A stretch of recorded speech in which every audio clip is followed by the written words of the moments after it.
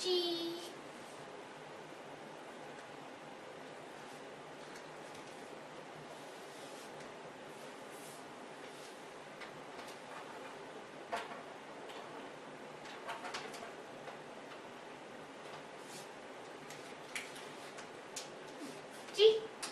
Hi, and welcome to the JesuOtaku anime review. I have recently transferred my soul into a new body made of silicone and circuits to better serve you and give more accurate reviews in the near future. And hey, leave that alone! Stop it!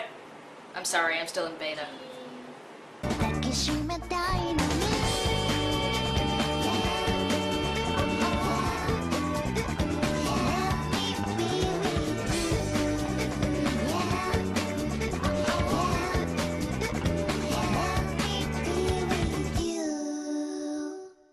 Critic is a bright young lad from the Hokkaido countryside ready to begin his first year of university. Too bad he didn't get into any of them. I got rejected! I failed! I'm gonna be a bum for a year! That's it! I'm going to prep school! I'll study hard and make sure that I get into college next year! That's right. If I'm going to go, I'll go to Tokyo. Well, the college I want to go to is in Tokyo, right? Right? All right! I'm gonna go to Tokyo! So much for bright, I guess. So he sets out for Tokyo, hopefully not really on cowback, to cram at a prep school. And the first thing he notices is the newest high-tech craze taking off in the big city, Persicoms. It will take approximately 45 minutes to arrive at your destination. You will then need to switch trains at Ikebukuro. It's a real Persicom. Wow, this is the first time I've seen one in real life. They're humanoid computers that can be programmed to your specific preferences and look awfully sexy doing it. If you have the cash for one. Poor Hideki gets the cheapest apartment he can find. It doesn't hurt that the landlady is pretty, of course. Gets a job at a little restaurant. Doesn't hurt that the manager's daughter is cute, of course. I'm a D-cup. What? Hey now, just a cotton-picking minute here. Well, you were staring at them. Well, it's not like I was thinking about... Not at all? Not even a little? Well, I'd be lying if I said I wasn't at all. I wasn't thinking about that, but it really wasn't like that kind of that. It's just, well, they're such, well, of course I'm so confused. Starts attending his classes. It doesn't hurt that the teacher is hot, of course, and even makes friends with his housemate Shimbo, who is continually shocked at how ignorant Hideki is of the world outside the farm. It's got ports for an RGB cable, so at least we can make the connection there. Now, in just a second here, we should be able to see the default specs for the system, as well as the CPU speed and what version the OS is. I see. I don't have a clue what he's talking about. Things are going pretty okay for him until...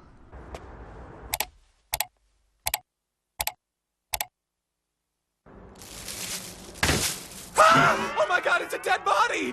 It's actually not a dead body, but a Persicom. In the garbage, sure, but free of charge, and Hideki can't resist. Too bad he knows nothing about computers and can't get it to boot up. I can't find that darn switch! I've already tried pushing every place I can think of. I pushed here, and there, and this, and even these. Even those. I've pushed every inch of this computer I can find! Everywhere! Except... it can't be. This Persicom is indeed one of a kind, and Hideki names her Chi after... Chi? What? Huh? Chi? well, the only sound she can initially make. Whoever first owned her has wiped her slate clean. She doesn't know how to do anything herself, and Hideki learns that owning a Persicom isn't all fun and games, as she costs him money, attention, and time. The only reason he figures she's worth it is... Look how cute she is! I can't believe it! She's so incredibly cute and she can do everything! Oh, this is gonna be great! Games. And internet porn! Because he really needs a computer. Yeah, we'll go with that. He may not realize what he's gotten his hands on, however, as his friend and computer guru Minoru warns him that Chi may be one of the legendary Chobits, computers created by a government team for some unknown purpose. But Hideki isn't sure how to deal with that idea. He has enough trouble just, I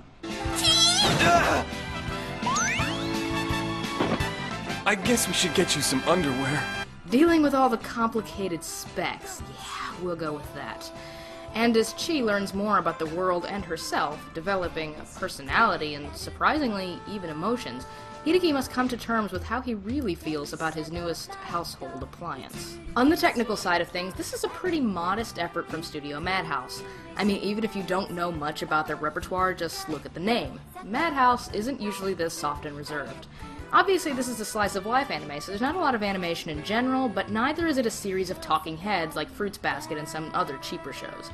It's just very well produced, and unlike a lot of Clamp anime, translates their odd art style very well into color and motion. No complaints here. This is a good-looking show, and the art style is quite unique. Speaking of soft and reserved, the music in Chobits is exactly that. Breezy Japanese pop voices singing oohs and ahs with happy piano and synth bouncing along behind them. This is a soundtrack that I can compare to Fruits Basket and myriad other slice of life. But then it gets serious at points and the score gets intense. Dark violins and backswells of bass noise are not what I usually associate with slice of life, but they're used to great effect here. This is definitely a recommendable soundtrack all on its own, and the myriad pop themes are also sweet and memorable, match the story perfectly. The voice acting is quite solid in the Japanese, pretty standard stuff. Rie Tanaka as Chi, however, is particularly good, having to balance out a role that's part cold and robotic, part gentle and innocent, and part something very dark and broken. And she's only ever given a couple words to speak at a time to get it across, so kudos to her. For the dub, there are a lot of conventional choices. Mona Marshall is a child genius, Bridget Hoffman is a fragile flower. This is really creepy. And then there's about the weirdest casting choice ever. Me? It's too late for that. I saw it all. All? It was average size. No! Average size. Hideki is average. Gee, you don't have to learn that! Crispin Freeman is the spineless lead. Badass, baritone, wine-sipping voiced Crispin Freeman is the squealing idiot in this show, and it's great. Hideki is not exactly the stereotypical harem protagonist, exactly, so it only follows that he be given a slightly unconventional voice, and Freeman helped me to love this character. He's not shrill and annoying about everything just because it's a frantic role. He plays Hideki as a desperate, sheltered guy in a world of computers and women, both of which he doesn't understand. It's relatable and it's charming. Do you still want to smack him in the face sometimes? Definitely. But it seems like an actual human being, which is already miles above the Love Hinas and Tenchi Muyos out there. I should point out that the dub overall is not one of the better ones out there. The scripting can be awkward sometimes, and Michelle Ruff as Chi is not one of my favorite things to listen to ever. Won't go into it in detail, but she's very flatly robotic when there should be more humanity there, and it's a slight problem of flatness all over the dub, really. The Japanese is slightly better scripted and acted, but I don't want to disparage the majority of things the dub gets right, so really go with whichever preference you normally do. So hey guys, there's this genre in anime called Magical Girlfriend.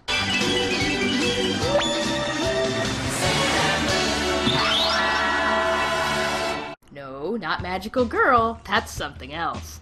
Magical Girlfriend is its own subgenre circulating around a bumbling, brainless wuss who magically gets the perfect woman. An actual concept in Japan known as Yamato Nadeshiko. She brightens up his dull and dreary life, cooks for him, cleans house, and looks adorable doing it. It panders to the dumbest and lowest echelon of anime fandom, objectifies women to a stunning degree, and along with its twin sister harem anime is probably the lowest form of anime storytelling outside of pornography. Yes, much lower than moe. I just don't pick on it as much as I have moe because its heyday is kind of past.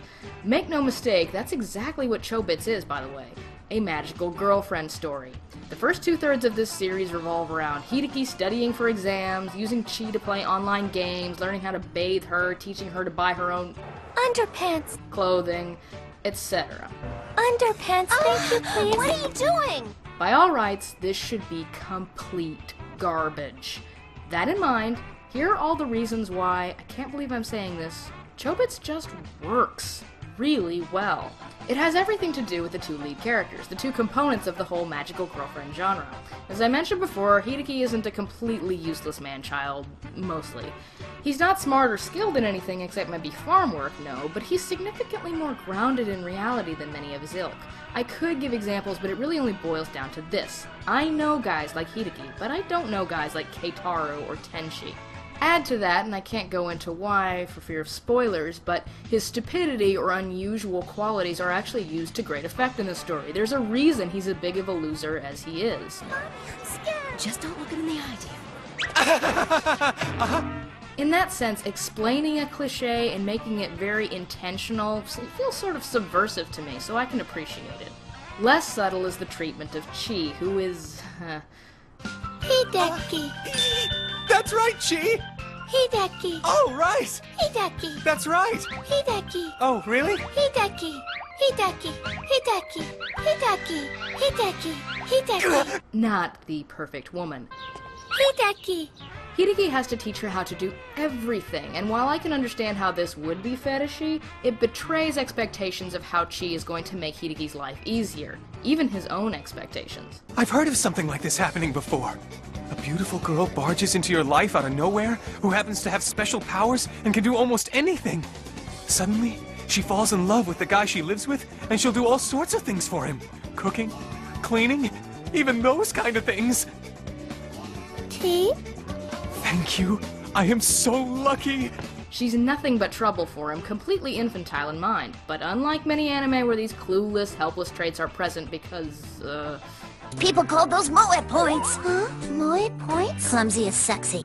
in Chobits, it honestly makes sense. Chi isn't human, she's a computer, and one that supposedly has been reformatted and carries no recognizable operating system. In fact, the firewall around her inner workings is so thick that tinkering with her is extremely dangerous.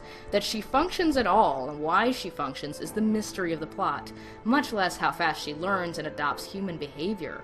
Which adds one more welcome layer to this story's frame. The last third of Chobits is pretty good science fiction. Unlike other magical girlfriend stories, where the hero is given a goddess that becomes human, an alien that becomes human, a spirit that becomes human, etc., Hideki gets, well, a computer that was just made to appear human, and that's the entire problem when it comes to falling in love with it. I'll be going now.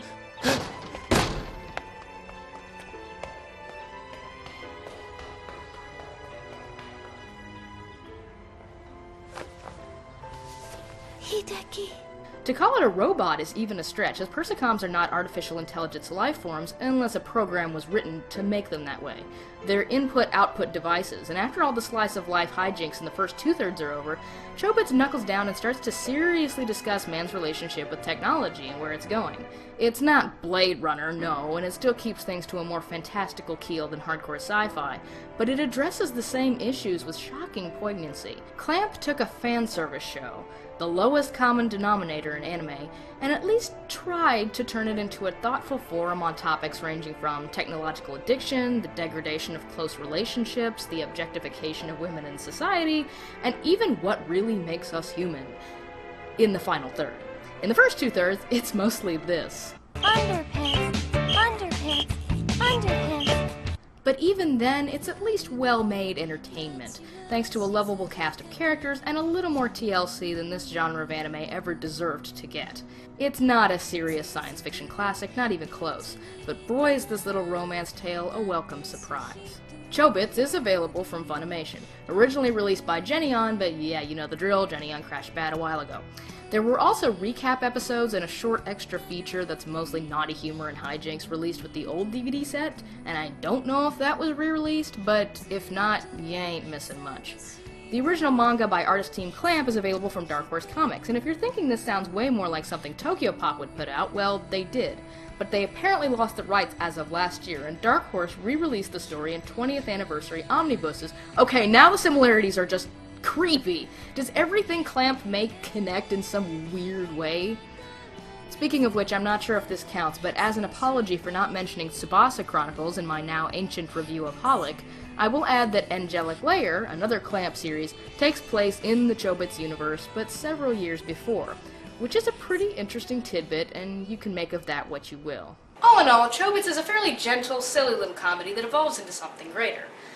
Does it dive very deep into themes of man's relationship with technology? No. Does it go even as deep as it could have? No. But does it make enough of an effort to be praiseworthy? Definitely. Even before it gets to any dark ruminations, it's a well-written, well-produced magical girlfriend show, and if you like that kind of thing, you're going to enjoy Chobits.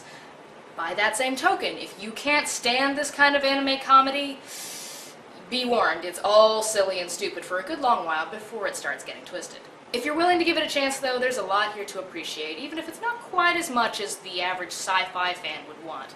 So I give it 3 good mornings! Oh, good morning.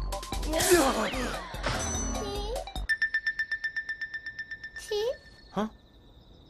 Hideki, lots of energy down here. Huh?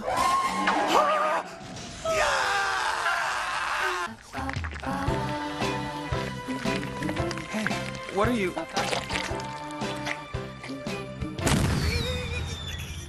Out of...